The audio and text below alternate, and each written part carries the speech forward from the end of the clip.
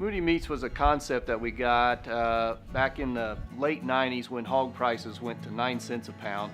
My wife and I took my hog check to the bank and went to the grocery store because we were to have Easter dinner that Sunday, and we went in to buy a ham and we couldn't afford a ham.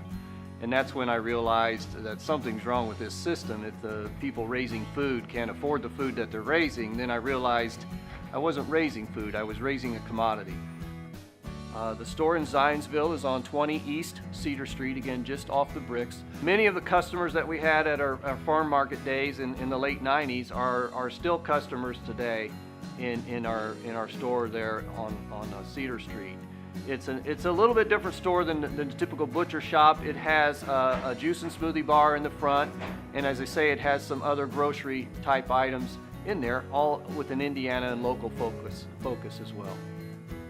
When you come into our stores, what you're going to find, first of all, is friendly service. You'll notice that in comparison to a grocery store setting where the meat counter is way in the back, it's our centerpiece. It's up front. The same person that waits on you is going to be the same person that checks you out. If you have a question, the butcher will be right there. The meat cutter will be right there to answer the questions. You're going to see a selection in our 12-foot meat cases of beef, pork, and chicken primarily. Occasionally we have lamb in there, especially during the holiday seasons. That lamb is prevalent. The meat that you're seeing in that case was either cut late the day before or early that morning, and if it doesn't sell that day, we wrap it and freeze it in poly and paper, and it's available in our freezers at the same cost as the fresh meat.